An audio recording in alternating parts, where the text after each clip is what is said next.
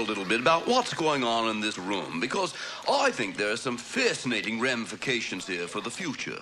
When you introduce genetic material of research quality to a life form such as ours, which is possessed of a sort of, I hesitate to use the word, atavism, but let us say a highly aggressive nature. For example, that fellow over near the,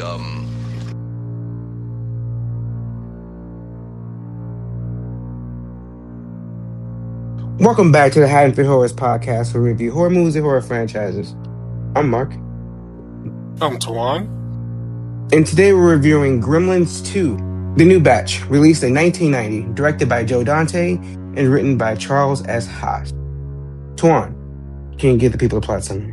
The magical collectible store that Gizmo calls home has been destroyed, and the tiny monster finds his way into a newly erected skyscraper. Billy Peltzer and his bride-to-be Kate, who had previously dealt with gremlins, discover that Gizmo and an impish legion of reptilian pals are inhabiting the downtown building. The couple tries to stop the creatures from escaping into New York City, but this new batch of beasts might be uncontrollable. But before we get into our movie, we have a couple of Haddonfield headlines this week. First up on the docket, um, earlier in the week, we got a trailer release for Ready or Not 2, which looks good. Mark still has not seen the first one, Nope. so we will be having to show Mark that was back to back. But as me, who has seen the first one and was a fan, this one looks just as good. It looks exactly what I was expecting, like pretty much just almost same scenario but more. Which, I mean, what else could I ask for in a sequel? And I got Sarah Michelle Gellar in here. We got Elijah Wood in here. I know David. Was it David Lynch? I'm impressed by the cast, so that's really getting me pumped, not just to watch the first one, but to also get to experience the second one in theater. Yeah, so I think it'll be a fun watch. It actually broke Searchlight's so like well, it used to be Fox Searchlight, but I think it's just Searchlight now. Their biggest trailer launch ever, at like 68 million views in 24 hours. So looks like a lot Searchlight, of is people. that Disney now? I think it is Disney now, Okay. or maybe it's a code thing because I think why do I feel like Ready or Not was under? I thought it was under Universal.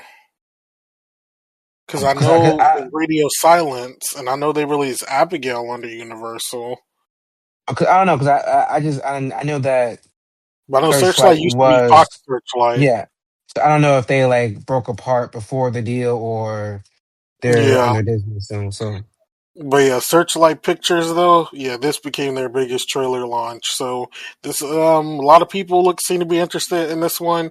The first one did get a big audience when it was out at the time. And yeah, I'm excited to see it. Samara Weaving and Catherine Newton look like they're gonna be a fun duo. So yeah, this sounds like it's going to be a fun time, and it'll be releasing in August 10th of next year, 2026. So looking forward to that.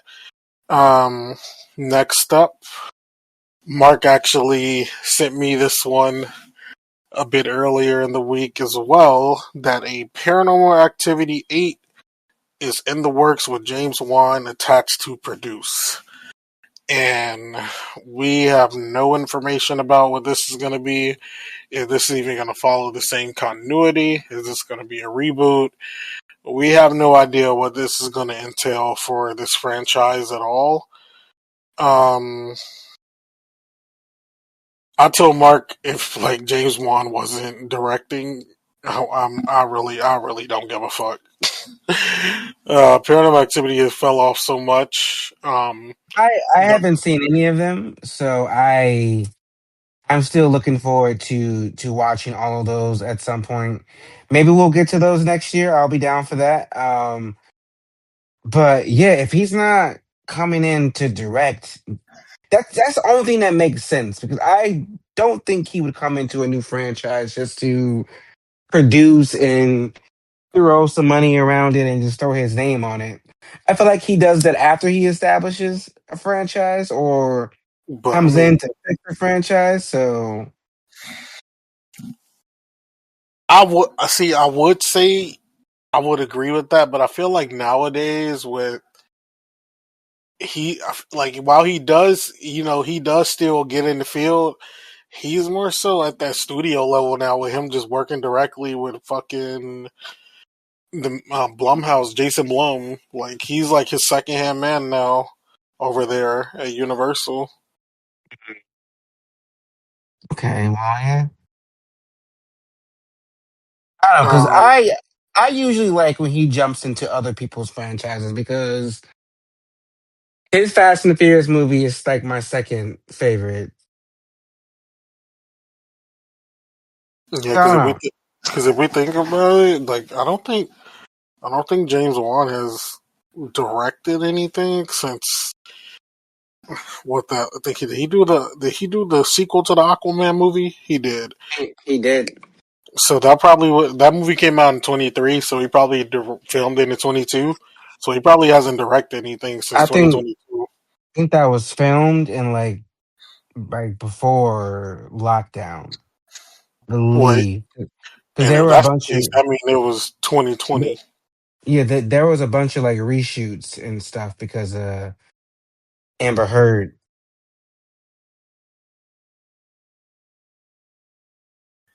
Well then, yeah. So yeah, that means that that film. So that film's probably around 2020 ish, and *Malignant* came out in 2021.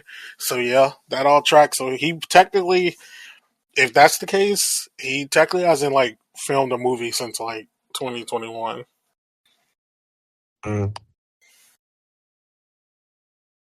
He's just been on the back end with writing, producing, all that stuff. So yeah, I don't know what to expect out of this. I know Mark has, like you said, he hasn't seen any of the movies. Um, yeah, they just down the line, he just did not start coming together anymore. They just kind of like fell apart. They were because it was kind of one of those things that the lore was getting added on with each movie, and they just kept going and going with it because I don't believe there was an initial plan to even um, get all the sequels and make a franchise out of it. So it was kind of one of those. Well, we got to figure something out. Now we have 7 movies and a prequel and 2 prequels actually, And a play. which I actually heard the play is good. Yeah, I've heard it's good. I think I listened to the Dead Meat podcast when they reviewed it. It sounds interesting. Yeah, I know some people IRL that actually went to go see it. Oh, Um, nice. I thought about seeing it because they had a sale for it on a Groupon, but I couldn't. None of the times they had worked for me when it was here in Chicago, so couldn't go check it out myself. But I have some friends in because I think right now it's in LA, and they said that they went to see it and it was good, and there were actually some scary portions to it. But I don't think that's related to from what they were telling me, it's not related to the movie. It's just kind It, of its own it's thing. it's not. Yeah. So that's that. New Paranormal Activity on the way, I guess. James Wan producing, so we'll see about that. I wonder, are they gonna keep it found footage or are they just gonna go full, like just regular standard movie with it? Because the found footage was the whole bread and butter of Paranormal Activity. Hmm. And I don't think James Wan has done any found footage projects. Yeah, no. Not that I can think of. Well, next up on the docket, we have a movie titled Slay Day. And this will be an interactive slasher movie where the audience will decide the vote, like the audience will vote on decisions of characters and how the movie essentially will play out. Now, I saw this online, and sounds fun, but in the theater, like I wouldn't do this. This is something that, like, I don't know. I wouldn't like this in the theater, but it sounds cool just from like an overhead perspective. Like, sounds pretty cool from what they're saying here. Um, the story in the movie follows a town where and 16's preparing for a Sadie Hawkins dance, and the town exhumes the real body of Sadie Hawkins to unravel the truth behind her killing spree 50 years earlier, and a malevolent force returns to the town. The movie says the movie has over 20 unique endings, and yeah, there are going to be different decisions that the audience can vote on while watching it. I believe it's going to be released in the way that like those Fathom event movies are. So it's going to be like a special event type of deal if you're going to see it at the theater. But I don't think there was a release date in mind release date. Yeah, it doesn't look like there's an actual release date for it at the moment. But yeah, it'll be in theaters next fall. That's all we know. Um, it'll be some theaters, and then afterwards they're gonna release it as a um like an interactive game type of thing, and on like Xbox, Steam, and all that stuff. Now that could be fun for like a streamer, like having their audience vote on what to do type of thing. I could see watching that with a stream would be fun. Would I want to do that in like a movie theater though? I don't know. How do you feel about that, Mark? I'm uninterested. It doesn't sound like something that I would enjoy. It's not for me. Yeah, if Haddonfield Horrors did Twitch streaming, we probably would stream that. But yeah, We don't do that. yeah, we'll leave that to Deadeye. And lastly, on our docket, not exactly horror news, but news that affects every genre, and that is Netflix is purchasing Warner Brothers, Warner Media. Oh man, this is this is a really big deal. So just a preface for everybody or the uninitiated, those who may not know, biggest headline of the week and broke the entirety of like film social media.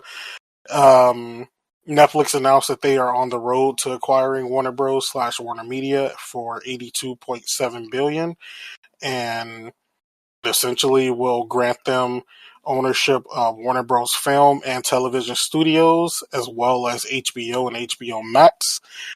Currently, a definitive agreement has been struck, and the deal won't be officially closed until late 2026. And yeah, this comes after the separation of Warner Bros. Discovery, which was put in place a couple years ago, which that was also pretty stupid. But now that now that they've been split off from that, Discovery is now a publicly traded company, and Warner is on its own. They were looking for someone to possibly acquire them. I know Paramount were also interested, but it looks like Netflix. It looks like Netflix got it. Um, for those who are unaware of like the franchises that are horror related that are now franchises that are horror related under like Warner that now belong to Netflix and in the future could be classified as a Netflix original. includes franchises such as the Final Destination franchise, the entire Conjuring universe, Evil Dead, Gremlins, which we're talking about today, Mortal Kombat, Beetlejuice, I just mentioned Evil Dead. Not directly horror, but horror adjacent ish, like Godzilla, those type of Godzilla Kong, the It franchise, um, and also I no, yeah, no, One of the it's not horrible. One of their biggest franchises, Harry Potter and mm, the Game yeah, of Thrones stuff. Like there's so much. yeah, if, Like yeah, if we're, yeah, if we're, and if we're just talking about non horror related things, yeah, as Mark mentioned, Harry Potter, Game of Thrones, DC, the entire DC universe, Looney Tunes, it's so um, much. And I thought the whole any HBO show you've ever watched. honestly, the whole Disney. I mean, not Disney. Discovery Warner Brother merger was the stupidest shit ever because of the way that it was done. It became more so that Discover was taking over everything Warner Brothers, and they were trying to push Discover into the forefront. But I'm like, no, you you push Warner Brothers to the forefront. It's like Discover wanted Warner Brothers, but they wanted Warner Brothers to be an afterthought. And it's like, no, when you level the two entities next to each other, the two IPs, fucking Warner Brothers is the one that you go with. I don't know why they thought they could just slowly try to kill Warner Brothers and then make Discovery the big thing. And it's like that was never it's not gonna fucking happen. And that's why they had to split it. That merger only lasts what 2, 3 years? We went from HBO to HBO Max to Max to HBO Max, and now it's Netflix original. What the fuck is this? And it's just I don't from what I was reading, like Warner Brothers wasn't even really thinking of like selling themselves. They were going to test out just being them as they currently are for five. They had a 5 year plan to see how it goes. The only reason this is happening is because that idiot who bought Paramount was also trying to force a sale of Warner Brothers. He was trying to bully his way into buying Warner Brothers. And once he did that, everybody else was like, shit, let me try. The best possible solution was for Comcast to buy Warner Brothers. They already have this like interconnected like a lot of the Warner Brothers shit I don't. is part of Universal Studios. Like Comcast was Comcast placed the bid, but they always knew that they couldn't go too high. But like I think that would have been the best option. Comcast already owns Universal. Yeah, but they could also own the That's W a Warner Brothers. that's another. That's a whole other monopoly. We just making monopolies at this point. I mean, if somebody had to own this shit, I would have rather Universal and Warner Brothers merge. That would have made the most sense. Especially because Warner Brothers is currently in talks with Universal Studios to build like blocks of Gotham and blocks of Yeah, those are different. Those are whole different things, though. They ain't yeah, movie but related. Those are it theme park shit. it is theme park shit, but they already have some kind of working relationship. Why not explore that? And it's Universal still putting out movies, still putting out TV shows. They still care about the theatrical releases. They still care about all of that stuff. So I would have felt it would have been in better hands in Comcast. And I doubt Comcast would have changed that much. They probably would have just ended Peacock and put all that shit on HBO Max, which I would have preferred anyway because They wouldn't have did that. no, they probably would have kept the Peacock shit. But I don't know. I just felt like they. I wish they would have just stuck with their original plan and just tried their 5 year plan of just being on their own instead of. 'Cause they actually didn't have to accept anyone's bid. They could have just said, "No, we're not fucking selling." And I wish they would have just done that. I wish they just would have said no. We're not selling. We're staying as is. Well, like I told Mark the other day, it's all his fault. Netflix got it. Doom Part 3 and the Batman 2 are about to be Netflix originals. No, that's see, my whole thing is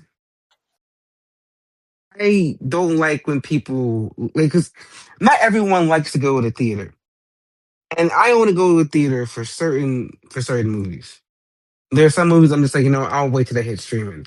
But I like that option. I liked that I got to watch um Glass Onion when it dropped on Netflix. I can't wait to watch the new Knives Out movie when it drops on Netflix. Like there are just some movies I'm just like, okay, that didn't have to be in theaters. Just put that on the streaming. But then but the big movies like Mission Impossible and Bat mm, and Mission Impossible and Batman Part Two and Dune 3. Of course, I want to see those in theaters. But it's like I also am not one to like shame those who are just like I would rather just wait for this to hit streaming. Because there is a large group of people who like I will just watch this shit on streaming and Yes, not. but like now, but and it's like cool if y'all want to wait for something on streaming, wait. But the rest of Yes. us, give us a theatrical release. Which Yes. Ted Sarandos, the fucking CEO of Netflix, like he talking about he's saving cinema He not. because they not about to release certain movies on in theaters when Him saying that Barbie and Oppenheimer would have been just as big if they were released on Netflix. I'm like, delusion. you missing the whole point of Barbenheimer was that people were watching these movies back to back. Like they If would both of go. those movies released on Netflix same day, they would have been talked about and then left and just as they were. It was that people went to go see Barbie, and then they would all immediately go see Oppenheimer, or vice versa. You have people dressed up for Barbie, watch Barbie, and then walk their ass over across the hallway to go watch Oppenheimer. It was a whole like, oh, these both of these movies are really good. And instead of me picking which one I'm gonna watch in theaters, I get to watch both and have a weird, well-rounded experience. And people were dressing up, and it was a whole thing that you can't do. We're going direct to Netflix. And also because it went a whole theatrical run, it went all the weeks, it just grew and grew. This man's talking about he wants to shorten the theatrical run. To what? To just one weekend, two weekends? My thing is with this is I think that a lot of people are gonna like not do business with Warner Brothers. And that's gonna fuck up the market completely. I mean, Christopher Nolan already stopped fucking with Warner Brothers because of the whole 30 days HBO Max shit back in the early 2020s. So it's just like, who else is gonna say I'm not doing projects for your company? I'm not doing projects. I'm not making this. That means are things like all these upcoming horror films that we're supposed to get gonna be on hold because directors and producers and actors are gonna be dropping off projects? Well, from as we know right now, probably because they got contracts and they can't break anything that's slated to have a theatrical release as of right now will. But those are like certain plans up until like 2027. After that point, whatever is up and coming next, we we don't know. It's insane. Well, it still has to be approved. President, the president is looking into it, and he, like most He's things, looking he into it. well, as of 36 minutes ago, from when I read on Culture Crave, Donald Trump says the Netflix and Warner Brothers merger could be a problem. It would be a big market share, no question about it. And he will be involved with the decision on if it ends up happening. He's speaking with economists to make sure it wouldn't cause a huge monopoly. I don't know that's going to be he said I don't know that's going to be for some economists to tell me. I'll be involved if that decision happens. Well, that wraps up our Head of Field headlines for this week, and I will pass it back to Mark so we can discuss Gremlins 2, a new batch. Gremlin Gremlins 2, the new batch. This is another one from my childhood that I used to just watch every Christmas season because it's a Christmas movie. Because once again, it's set in the Christmas season, and I love this movie growing up.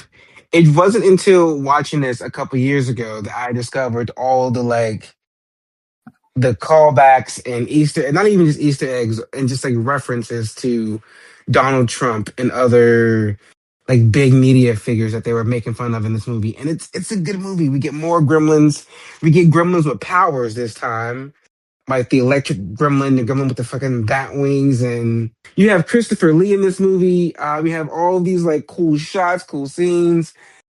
The old couple from the first movie survived. Like this movie had a lot going on, and I like that it had that even though it's in a bigger setting, it is doesn't feel overwhelming. Because that first movie was set in a small town, and they were kind of all over the town. So I guess it wasn't as closed in as this one is. This is probably more closed in, just in a big ass skyscraper. But this movie is pretty good. It didn't feel like it didn't feel like a movie that was accidentally a funny horror comedy hit that was trying hard to recreate that accidental magic. This just felt like more of that accidental magic, if that makes any sense. What are your thoughts, Tor? I liked it more than the first one. It's camp. It's so camp. It's so campy. That's the best It response. literally it took itself not serious at all.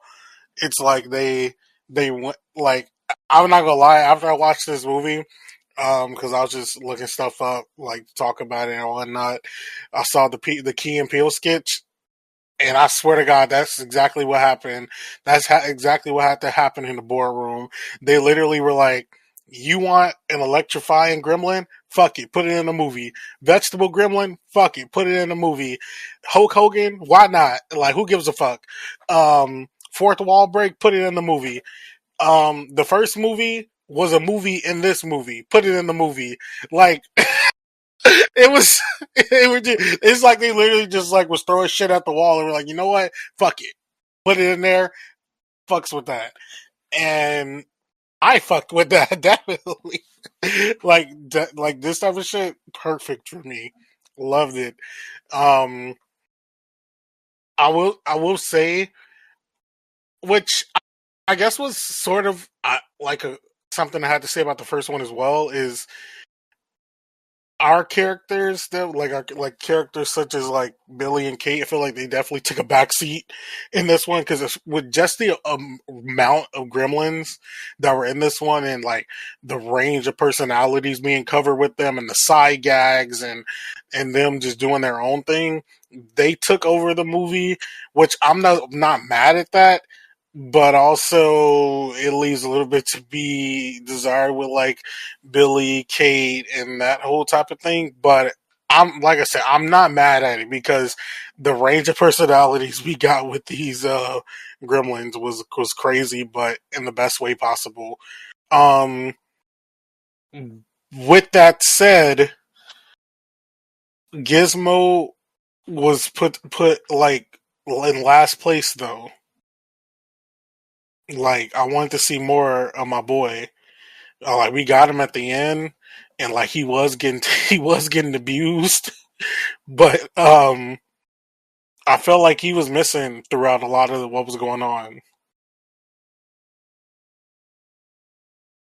Yeah. But he was so adorable in this one. He was. I do agree though. I wanted to see more Gizmo. I feel like that's what was missing. But yeah, I will say it kind of had that feeling in the first one as well too with Gizmo, because I feel like once we actually got to the Gremlins and like them terrorizing the town, we didn't really get a lot of Gizmo as well in the first one. But I always was like in any scene when something was happening, I was like, damn, where the fuck is Gizmo? Like, when is he gonna pop back up? But we eventually did get him on his Rambo shit. That was funny. Which honestly, that put it in something in perspective, because I don't know if you've ever played this game, Mark. There was like a Warner Bros. Super Smash style game called Multiverses that came out some years Mm, back, played and that. yeah, it got, for those listening, if you try to play this game, the game got taken off, so you can't play it. You can't. Well, yeah, you can't download it anymore, unfortunately. But Gizmo was in that game, and one of his outfits was him wearing uh like the Rambo get up, and I was always wondering why his character had that in the game, and now it clocked for me now once I saw this movie. I was like, oh, he was actually channeling Rambo because he was watching the TV, so that was pretty funny when I saw that he was doing that. Um, but yeah, I wanted a little more of him in there. But he was the animatronic or doll, however they had it, was way better looking in this one. He looked cuter, very adorable, and all the other gremlins looked great as well. Just like literally, it was that bar scene times 10 from the first one, with like any interaction with any of the newer gremlins. I can't wait to talk about them later because they were chaotic, campy, and they were. There's so many Gremlins to talk about. I can't wait to get into that. But before we do that, let's talk about some scenes that stood out for us: the good, the bad, and the indifferent. The first scene I want to talk about is the old man just randomly dying. He waited for him. I'm not selling, and then all of a sudden he's dead, and the building is being bulldozed, and Gizmo's being kidnapped. And I'm like, okay, Oh, that that was all just. crazy. I was like, okay, I was like, this did is he what's die in the happening. presence of that man in the store? Like, it looked like he died right there. Like, did he kill this man? Like, somebody tell me what's going on right now, please. Um, Another scene. Oh, what the fuck was that a Hulk Hogan thing? Like, It was the 90s. hey, it always took me out of the movie as a kid, and it takes me out more now because I don't know what that was for. I really don't know what that was for. It was quite annoying. Um, them bringing back the flashing gremlin. Like, sir, please let us I go. swear I was gonna mention that too. I was like, nah, he had an ancestor. like, He was like, I know like, what I need to do. like, please get on. And then the scene with the female gremlin at the end, I'm like, did this Yo, man, did this man let this gremlin have her? Like, what's happening? I was like, sir, I he don't was in understand it. about. I was like, I don't want to see. I'm glad it's the end because I don't want to see what's about to happen. I don't want to know the mechanics of this. Please just end it. The elevator scene was bad. The CG or the animation didn't look right on the elevator when they were like trying to show all the gremlins underneath. That didn't work for me. It didn't work. All I do love the gremlins when they were attacking the old lady with the cooking show. Yes, I did like that Insane. scene. I did like that one, especially the one who was like, "Oh, bitch, you thought you was about to put me in the microwave?" Yeah, he was like the microwave. I was like, oh, I'm like, wait, I'm like, they have a the collective ancestral memory. memory. The Yeah. ancestral memory. He was like, nope, nope, I ain't going. That was funny. Um, let's see what else. What else? The one that that turned into a bat and he got out, got covered in the cement and turned into a gargoyle. Why? That was so funny to me. That was actually That hilarious. was great. I was like, you know what, this makes sense. I'm okay with it. This makes sense. When the brain gremlin actually spoke for the first time, like I really thought they were gonna have him and like able to talk, but like still sounding kind of like gremlin-y, I guess you could say. But like when he just was like, "Oh, this is blah blah blah blah blah blah blah blah," I was like, "Yo, what the fuck?" That was so that was hilarious to me. He was just actually just talking as if he was human. That was too funny to me. I thought that part was hilarious there. Um, yeah, that was great. Uh, Another when they trapped the one gremlin inside the electricity one inside the phone. I thought that was pretty cool. How that came about as well. Mm, and when our boy, I almost said Spike. I don't know where the fuck I got Spike from. When our boy Gizmo, when he came back and killed the spider gremlin, that was a good scene as well. I was like, okay, Gizmo standing on business because he has not had Gizmo any was ready to footage. kick ass this movie. Yeah, He wanted all the smoke.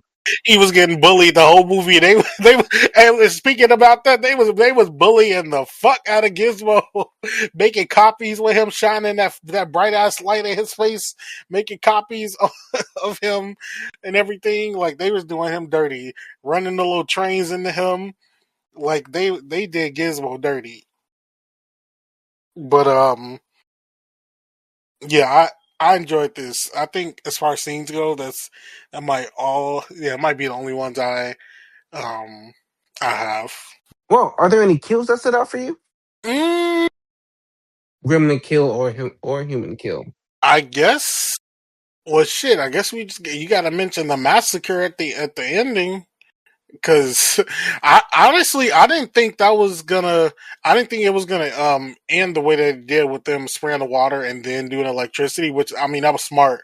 I didn't think that was gonna happen that way. I thought they actually were going to get them all in like the lobby and shine the sun on them because if I recall correctly, the brain gremlin he only used that anti-sun property on the bat one. The rest of them didn't have it, if I'm recalling. So I thought they So were going to actually do that whole thing, but once they did the electricity thing, I was like, oh well, I guess that works too. But yeah, and the way they just all dissolve, disgusting. It was so nasty, but I loved it because it was like, oh, this is great practical effects right here. oh, let's move on to the character section. Let's start with Daniel Clamp. What are your thoughts on Mr. Clamp? I really didn't have thoughts on this character. I'm just be honest.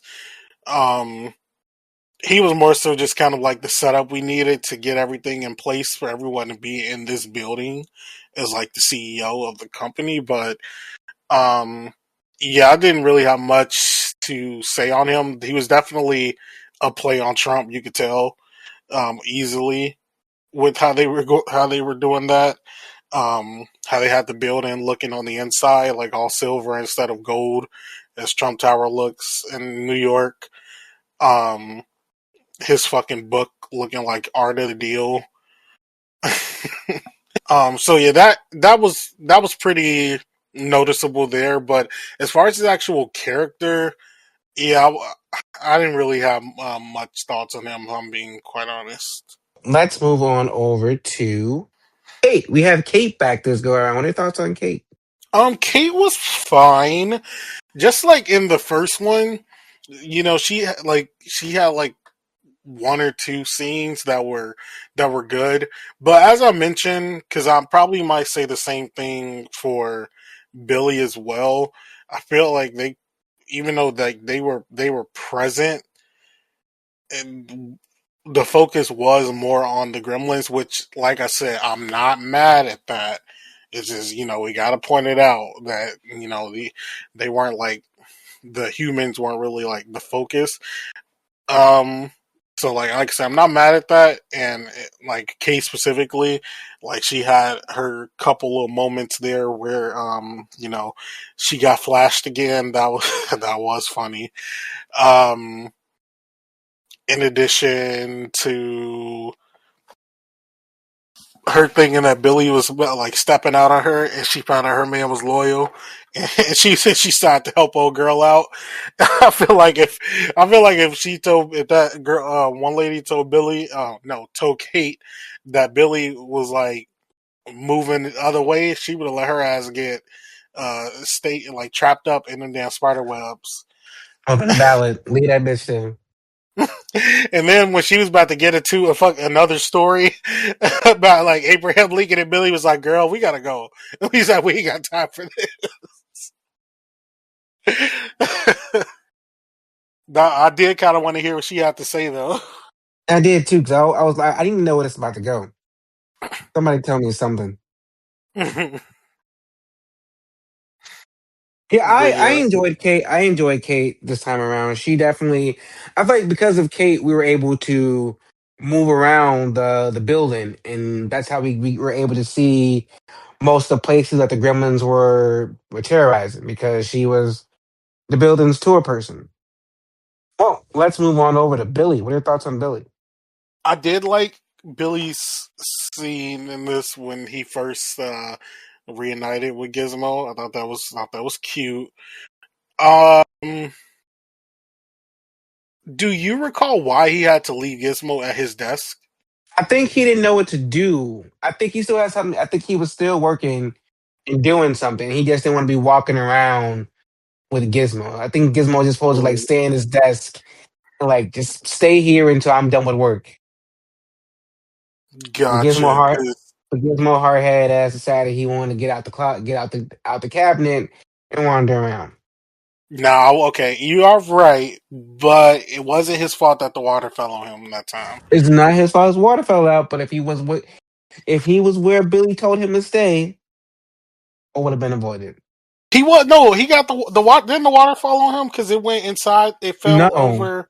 He left the cabinet, he was walking around, he was watching movies and shit, and Yeah. that man tripped and it fell on him. He was outside the cabinet. Okay, yeah, Billy, he's resolved in that sense of it. But as like the first movie though, Billy was smart, and because he knew what happened the first time, he was trying to be proactive. Like him going to turn the water off in the building, like other any other character in any other movie would not have even been on the same level of thinking as trying to do some shit like that to curb like these motherfuckers from growing more and more. Of course, he got caught and it didn't happen, but the fact that he was even like on that level of thinking, hell, I wouldn't even think of that. I'm gonna be honest. If I Me was either. like my first thought would not even be to like let's go turn the water off in the building. Um, and then him like giving all the instructions and everything to everybody, you know, because of what type of situation this is, everybody got to see to believe, and then they believe them. But um, You know he was what trying scene to be. Oh, you saying, know what scene we missed? The scene of Billy explaining the whole eating after midnight rule. How they're oh just yeah, it's always midnight somewhere. So like yeah, like I need them to answer the question. Like don't just make fun of it. Answer the fucking question. they ain't answering shit. Cause what? But they all right though. Cause like, how the fuck they know? How the fuck the Gremlins know? That's what actually I was wondering in the first one. Cause like they don't be. It was like y'all don't be hungry any other time of the day. Even these ones, like it's like how do y'all know what the rules are?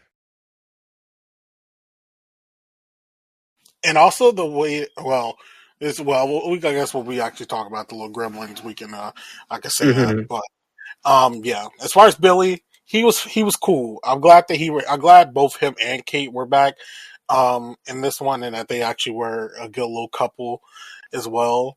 So I did like that about their characters, that they really didn't have any troubles with each other. Well, let's move on over to Gizmo. I will say, as cute and adorable as Gizmo is, he is too much of a liability. He is too much of a hazard. A, he got to be put down. I'm so sorry because I'm not going to be dealing with this. I can't get, I can't get you wet. I can't feed you after a certain time. I, it seems like the whatever species the species that Gizmo is, they know they can't eat after a certain time. So I would just have to hope, like, okay, you got to remember that you can't be eating this shit or any shit after a certain time, and you need to just leave me alone because I'm gonna forget. Like it's going, I can't deal with that. I'm sorry, and that means I gotta lock you up somewhere when I'm cleaning the house because if I'm mopping the floor, you can't be wet. Like, what if it's hot in the house and I'm sweating and I hug you? See, it's a lot. It's a lot, and I would just have to. I'm so sorry, Giz. I'm sorry. No, you You got. no, you're so right though, because like it definitely couldn't be me, because I'm a night owl. So like shit, if I got a snack at 3 a.m., my dog got a treat at 3 a.m. because she was up with Right? me. We over here. We in this bitch together. They thugging it out with me. So what are we gonna do here? Yeah, I don't even know, because the whole Chicago would have been had gremlins if it was in my house. I mean, especially if this shit kicks off during the winter. Mm-mm. It's snow everywhere. We all get it. I don't got time for this. I don't got time to go through all of this. Gizmo, you cute, buddy, but goodbye. In this movie though, yeah, he was definitely more adorable looking.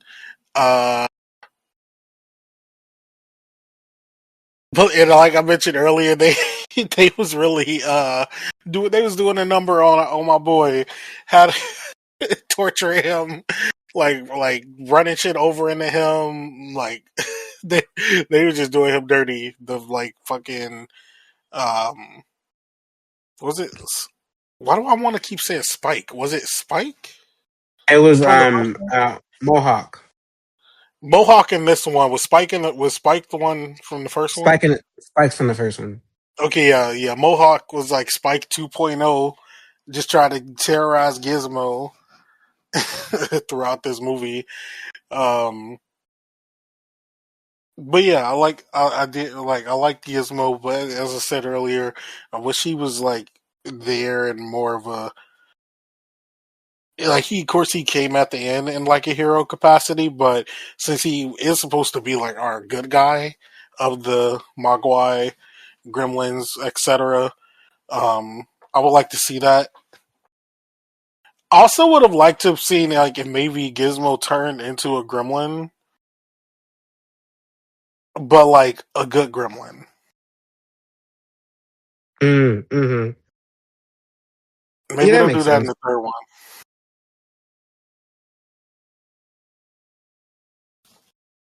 Yeah, I can see that. I will love to see Gizmo go bad, but not too bad that we can bring him back. We can save Gizmo's soul. But yeah, I did love that we got to see Gizmo be more active this movie. He was learning how to fight, learning how to stand up for himself. He was trying to find his way around. Like I enjoyed that. I just wish we saw more of the more we got. But also, I personally couldn't deal with Gizmo. I'm so sorry, Giz. You gotta go, buddy. I'm sorry, Gizmo. But let's talk about the Gremlins. What are your thoughts on the Gremlins?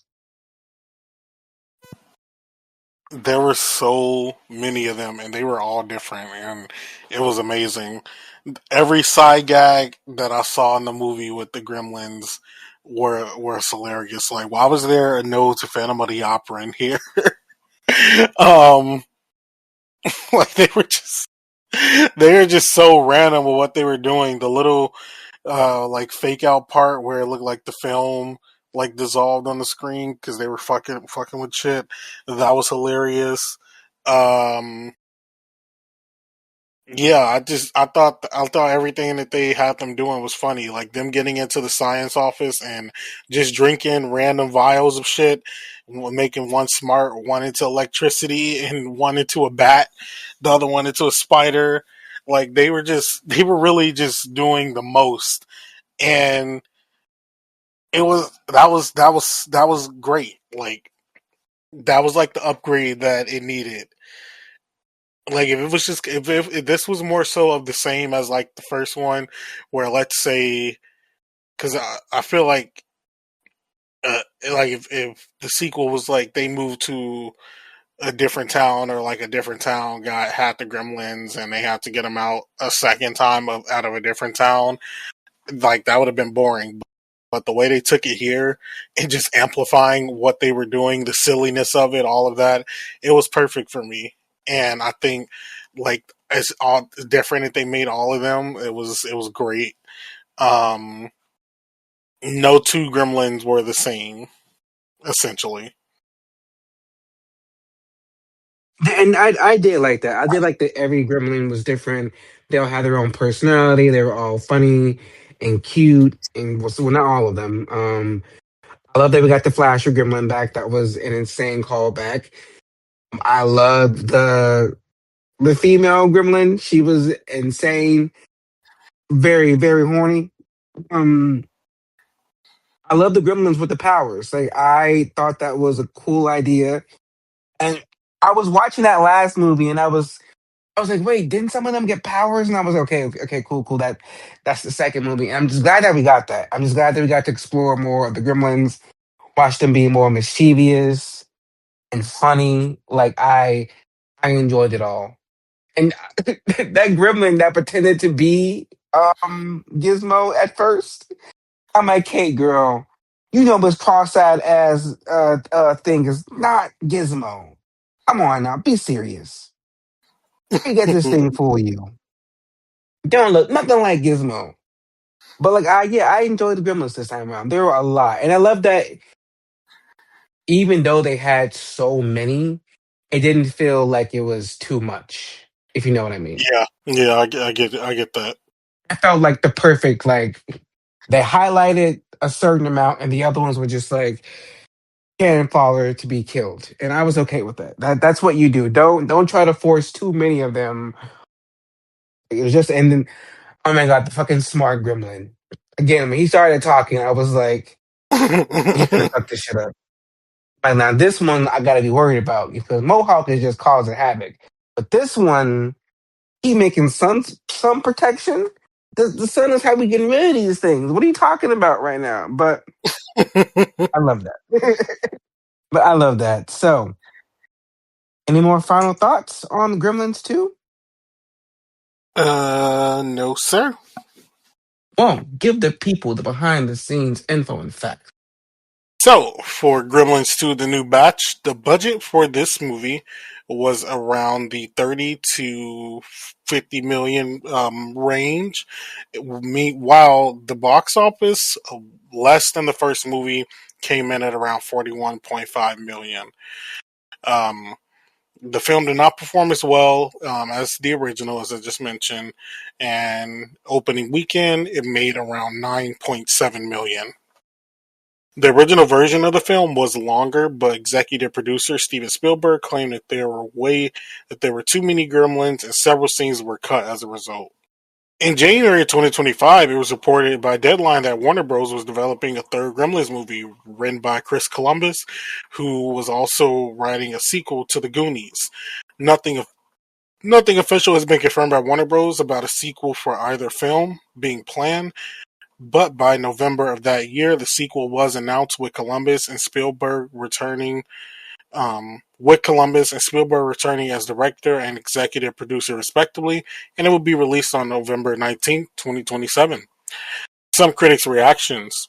The film currently sits at a 72% on Rotten Tomatoes. The cover of an issue of Entertainment Weekly in July 1990 also exclaimed that actor John Glover and director Joe Dante made Gremlins 2: The New Batch wittier, better, and more subversive than the original. Some critics who found the first film too dark also gave Gremlins 2: The New Batch more positive reviews. Roger Ebert, who had approved the first film, observed that Gremlins 2 was meant to satirize sequels. Nevertheless, he felt it did not manage to differentiate itself from the original enough and was not as good. What about us? Do we cash or pass Gremlins 2, the new batch? One. I definitely cash Gremlins 2. I really enjoyed this movie. I thought I had just as much fun with it as I did the first one, probably a little more than I did with the first one. The range of like different types of gremlins shown in here was really good. I think they did like a good job with that, and just the amount of like time, because like were a lot of them were just all practical. So like there was a lot of time put into crafting um like these different like types of like the gremlins that we needed to get on the scenes and all that stuff. And I think they did a really good job with it. It was wittier. Like satire was there. It was very campy, and I'm not opposed to any of that. So I think it worked for me, and yeah, I definitely would catch this. For me, I will also be cashing. This is a funny movie. This is a great horror comedy. It gives us more of the things that we loved from the first movie without feeling like it was repeating the same beats. It didn't feel like it was a rehash. It just felt like they discovered what worked and they just decided to lean into it and not give a fuck. I mean, they literally had a real movie critic reviewing Gremlins as he was being killed by Gremlins. That like I don't know. This is a good movie. It's a good old horror comedy Christmas movie, and it's a cash. And I'm interested in the new one. I can't wait to see that in what 2 years from now. So it's a cash. But join us next week as we gather together to review Silent Night, Deadly Night from 1984, the original. That will be our last movie of the holiday season, and it would also be the last movie that we review in 2025. But that's next week. Till then, good night. If you like this episode, please be sure to check out some from the Haddonfield Horror Cemetery, where we've covered big franchises such as Friday the 13th, Halloween, and Saw, or one-off reviews like The Blackening or Hereditary. You can follow Haddonfield Horrors on Instagram and TikTok, where the host posts updates and mini reviews.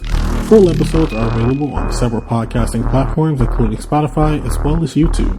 If you're listening to us on YouTube, please be sure to like and subscribe.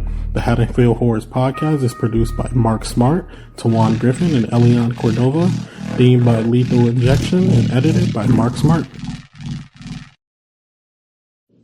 The Haddonfield Horror Podcast is a Letter to Media production. Should we do an intro?